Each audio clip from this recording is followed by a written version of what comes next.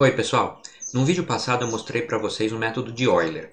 Esse é o método mais simples para resolver um problema de valor inicial. O problema é que ele não é muito acurado. Então depois a gente viu como usar o polinômio de Taylor para obter métodos melhores. O problema é que para utilizar o polinômio de Taylor a gente tem que calcular um monte de derivadas da função f, que é a que define a equação diferencial. E isso aí torna o uso desses métodos, do ponto de vista prático, complicado. Porque daí, antes de usar o método, você precisa computar essas várias derivadas da função f para poder montar a expressão que de fato vai ser usada nesses métodos de Taylor. Então o que a gente vai ver hoje é uma alternativa a esses métodos. São os métodos tipo Runge-Kutta, são métodos bem precisos também, tão precisos quanto os métodos de Taylor, porém não usam informação de derivada. Então, claro, se eles não utilizam essas informações da derivada da função f, de que jeito que eles vão conseguir ser precisos, né? Trazer mais informação sobre o problema? E o truque deles é utilizar múltiplas avaliações da função f. Então, métodos tipo Runge-Kutta, a gente vai conseguir construir vários métodos tão acurados quanto a gente queira, tão acurados quanto os métodos de Taylor, sem avaliar derivadas da função f, substituindo isso por avaliações múltiplas da função. Existem várias formas de construir métodos tipo Runge-Kutta. Eu quero mostrar uma bem simples para a gente. Essa é a equação diferencial que a gente quer resolver. Os métodos numéricos que nós estamos construindo sempre são métodos de passo simples. Quer dizer que eles usam a informação do passo n para produzir a aproximação no passo n mais 1 no passo seguinte. Uma ideia para construir métodos Runge-Kutta é integrar essa equação no intervalo Tn a Tn mais 1.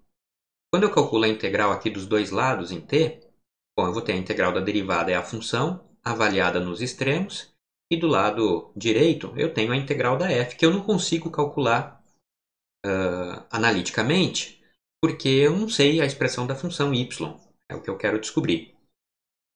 Então, métodos numéricos vão surgir de aproximar numericamente essa integral. Tem várias formas de aproximar essa integral numericamente e cada uma delas vai dar origem a um método diferente.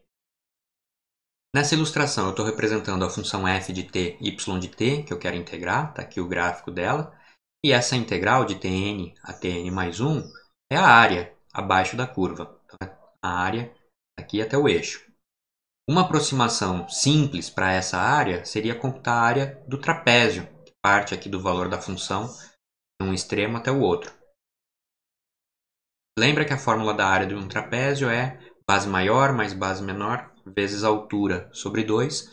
No caso aqui, as bases seriam o valor da função f de t, y de t em Tn mais 1 e Tn, e a altura seria esse comprimento aqui, Tn mais 1 menos o Tn, que é o que a gente chamava de passo.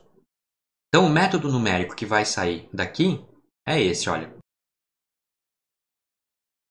A expressão do método numérico, então a partir dessa aproximação é essa, olha.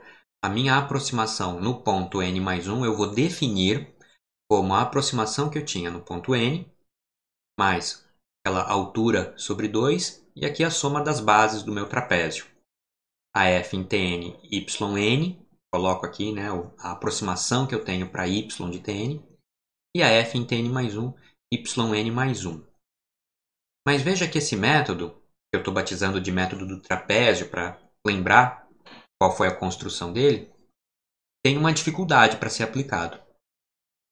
Minha intenção é definir o valor de yn mais 1. Só que a fórmula que eu construí depende do próprio yn mais 1. Então isso é o que a gente chamaria de um método implícito. Ou seja, a determinação de yn mais 1 não é dada de uma maneira explícita apenas em função de quantidades conhecidas. Métodos implícitos, então, têm essa dificuldade para serem usados. O que a gente pode tentar fazer é eliminar essa dependência de uma quantidade que a gente não tem ainda. Isso que eu chamo de tornar o explícito o método. Vamos ver como é que a gente pode fazer isso no caso desse método do trapézio. Essa é a expressão do método do trapézio. Aqui tinha que aparecer yn mais 1, eu troquei por um valor provisório. Esse valor provisório está sendo computado com um passo do método de Euler. Essa aqui é justamente a iteração do método de Euler. Então, eu estou dando um passo com o método de Euler, construindo uma aproximação para yn mais 1, e essa aproximação é a que eu uso aqui. É possível mostrar que esse método, então combinado, né, essas duas equações combinadas, definem um método de maneira que o erro no passo n mais 1 é proporcional a h ao quadrado. Então, por isso esse método é dito um método de segunda ordem. O método de Euler, por sua vez, era um método de primeira ordem. O erro era proporcional a h. Como é que a gente combina métodos de ordens diferentes e mesmo assim mantém a ordem do método melhor, no caso h ao quadrado? Percebe que apesar desse método aqui ser um método de primeira ordem, então o erro proporcional a h, como eu tenho um h multiplicando aqui, no final eu tenho um método que consegue manter esse erro proporcional a h ao quadrado. Então, esse método aqui eu vou chamar de método do trapézio explícito ou método de Roym. Esse método do trapézio foi construído com uma aproximação para integral. Se a gente troca a aproximação para integral, sai com outro método. Então está aqui novamente a equação diferencial. Novamente estou integrando entre Tn e Tn mais 1. E vou considerar uma nova aproximação numérica para essa integral. Por exemplo, agora essa integral eu vou aproximar pela área desse retângulo. É o retângulo que tem de base Tn até Tn mais 1, mas como altura eu estou usando o valor da função no ponto médio. Essa escolha é interessante porque, veja, eu perdi um pouco da área que eu queria aqui, mas ganhei um pouco de área a mais do outro lado. Então esses dois trechos meio que se compensam e a gente consegue uma aproximação melhor. A expressão para esse método, então, fica assim. O yn mais 1 é definido como yn mais h, que é a base lá do retângulo, o valor da função f no ponto médio. Tn mais meio, isso aqui significa o Tn mais h sobre 2. E aqui eu tinha que colocar a y no ponto médio, no Tn mais meio, mas eu não tenho aproximações nesse ponto. Uma maneira de superar isso é tirar, por exemplo, a média dos valores nos extremos do intervalo yn e o yn mais 1. O problema disso é que, novamente, a gente fica com um método implícito. Yn mais 1 está aparecendo aqui dentro da função f. Então, a gente pode usar a mesma estratégia que acabamos de usar no método do trapézio para tornar esse método do ponto médio um método explícito. Ou seja, eu vou dar um passo de Euler para aproximar aquele yn mais 1 por um valor provisório e colocá-lo na expressão do método do ponto médio. Ou posso até fazer uma coisa diferente, um pouco diferente. Em vez de dar um passo de Euler até o extremo yn mais 1 do intervalo e sair com uma aproximação para yn mais 1 para computar aquela média, dou um passo de Euler direto para metade do intervalo, que era onde de fato eu queria avaliar a função f. Foi o que eu fiz aqui, olha, esse meu y provisório é um passo do método de Euler, mas usando metade só do comprimento, portanto uma aproximação para o valor da função no meio do intervalo. E a minha aproximação final então fica yn mais 1 igual a yn mais h, a função no t no meio do intervalo, usando esse y provisório. Esse aqui também é um método de Runge-Kutta de segunda ordem. Vamos ver agora exemplos de aplicação desse método usando o Octave. E para isso eu vou usar a mesma equação diferencial que eu usei nos vídeos anteriores. Então, para referência, eu vou colocar aqui a equação diferencial.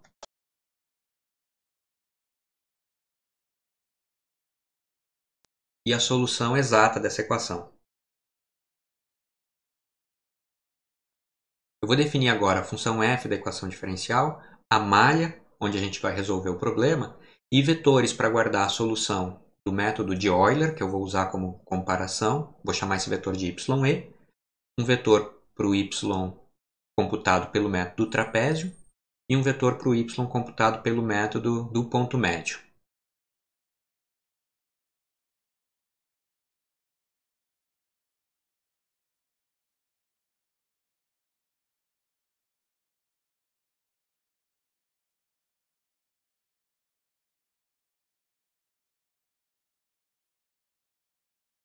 Faltou só definir o h, que é o passo de discretização. Pronto, agora a gente pode calcular as iterações. Vou primeiro calcular a iteração de Euler, que eu vou usar como comparação.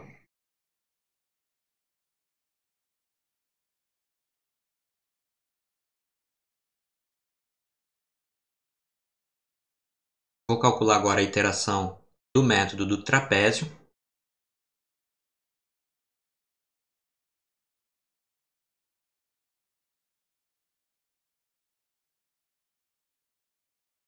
Primeiro a gente calcula aquele valor auxiliar e agora calcula de fato o valor no ponto n mais 1.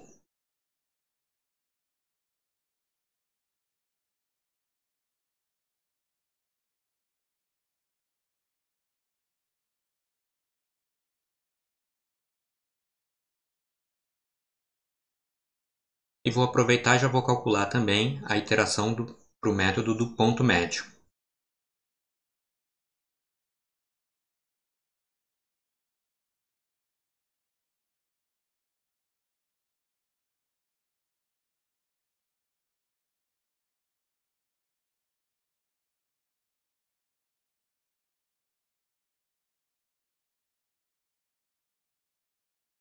Pronto, então todas as iterações computadas, podemos fazer os gráficos agora. Vou apagar a tela aqui para sobrar mais espaço para a gente ver. Para efeito de comparação, vou definir a função y, que é a solução exata da equação diferencial. E um vetor t grande, um pouco mais denso, para o gráfico ficar mais suave.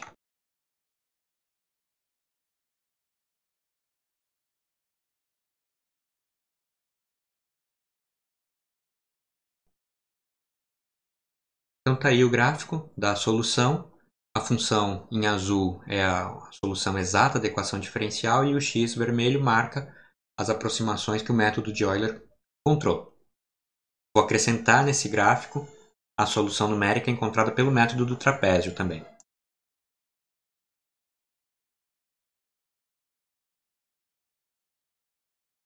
Veja agora que a solução do método trapézio, são as bolinhas azuis, ficaram bem melhores do que a solução do método de Euler. Claro, o método trapézio é um método de segunda ordem, a gente já esperava isso. Dá para acrescentar ainda também a solução do método do ponto médio. Vou pular algumas linhas aqui para vocês verem o comando.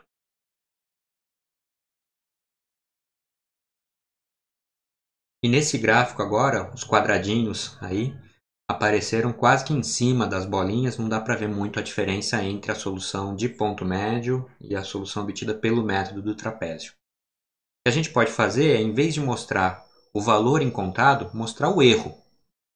Vou fazer isso agora para os três métodos.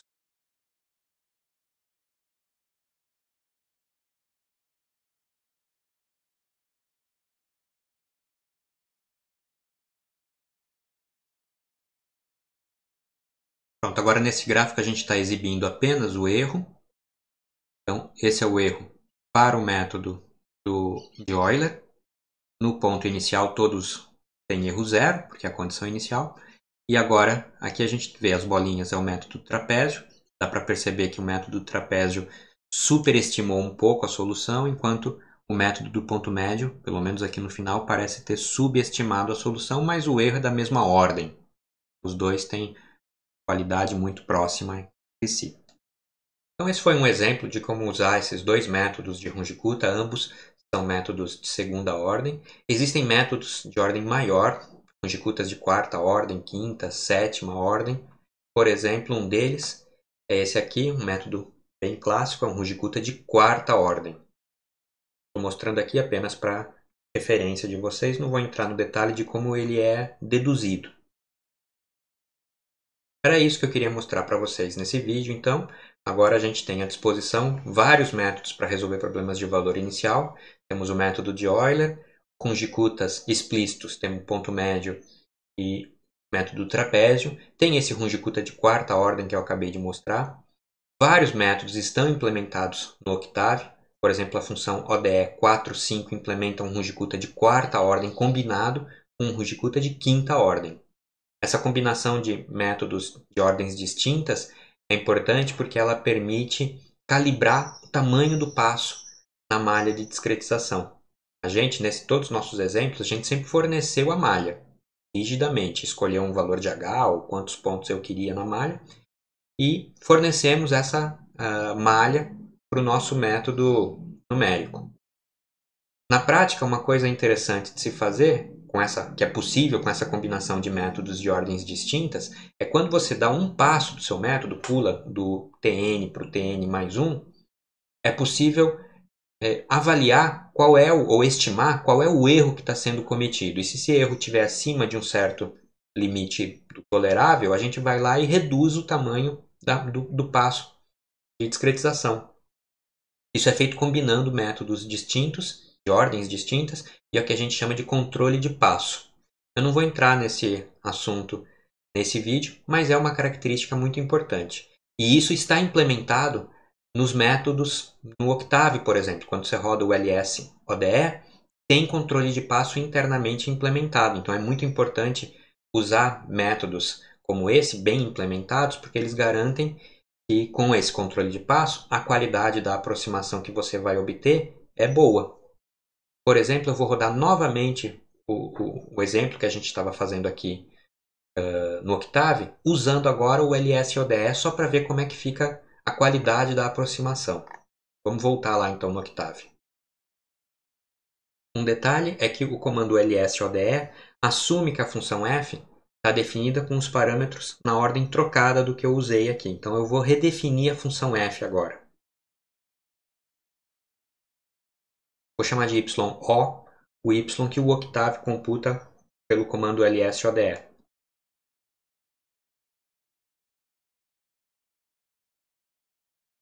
Para poder ver a qualidade dessa aproximação, em vez de mostrar o erro apenas como eu fiz nesse gráfico que vocês estão vendo, eu vou mostrar o erro usando uma escala logarítmica, para a gente poder perceber as diferenças de grandeza neles. Vou definir 4 vetores para guardar o erro de cada um dos métodos. O erro do método de Euler,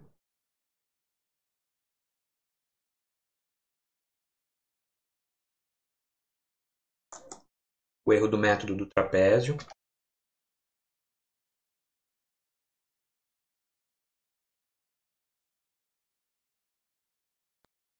opa, o erro do método do ponto médio eu digitei errado, né? Peraí. E o erro para o método do Octave, o LS-ODE. Um último detalhe é que, como eu vou plotar isso em escala logarítmica, a gente vai ter que pular o primeiro ponto, porque o erro no primeiro ponto é zero, e não posso calcular o logaritmo de zero, né? Então, para isso, eu vou definir uma matriz de erro aqui, com cada uma das colunas sendo esses vetores. Podemos ver como é que ficou essa matriz. Tá aí. Veja que a primeira linha aqui, né, é o erro na primeira amostra de todo mundo, está sempre igual a zero. Então eu vou dessa matriz, vou tirar essa primeira linha. Vou ficar aqui da segunda linha até a última, todas as colunas. Pronto. Vamos ver agora o gráfico disso. O tempo, também vou ter que pular o primeiro, né?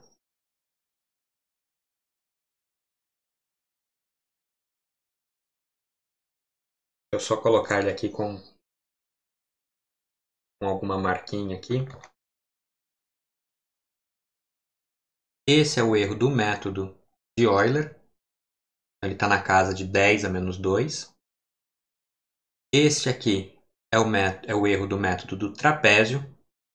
E esse é o do ponto médio. Os dois estão muito próximos, né? Esse é o erro pelo método interno do Octave, o LS-ODE. Está aí mais próximo de 10 a menos, entre 10 a menos 7 e 10 a menos 6. E inclusive esse erro aqui está nesta faixa, porque esse é um parâmetro do programa, dessa rotina LS-ODE. Esse erro pode ser melhorado, pode ser controlado, esse nível de erro aceitável. Era isso que eu queria mostrar nesse vídeo para vocês. Então, essas várias opções de métodos tipo Runge-Kutta.